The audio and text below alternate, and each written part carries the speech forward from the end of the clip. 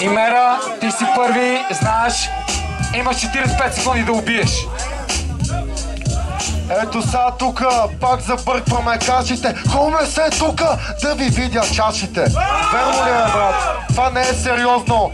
Положението е много грозно. Или примерно Мани Джаз Матаза. Аз съм Патифаза, супер кайна. Донен педерас, бягай настрани, ти си кучка на 5 час и на Спенс. Правиш денс на шибания му кол, бягай настрани, съпичам те чисто гол, само с стрели и изстрели точни. Знаеш, че взимаш погрешните посоки и твоите стрелки време е да спичат да замръзват. Тук е лепкаво, но пак се подхлъзгаш. Демек прави си изводи, брат.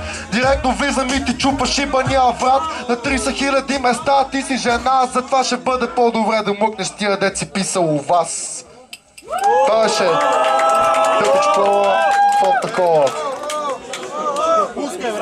Хомлес, ти си.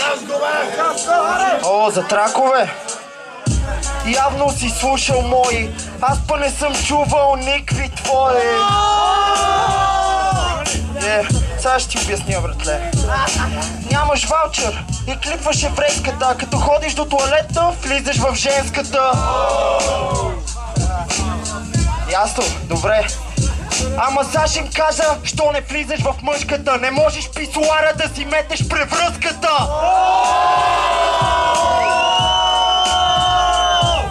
Дори не влизаш в категория педали. Ти си жена с женски генетали.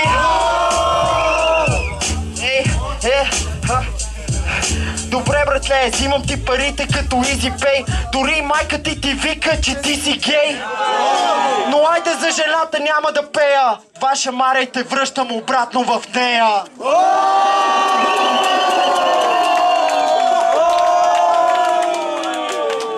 Ужасни хора. Не знам, няма да се обръщам към Атанас Василев, той... Не, първи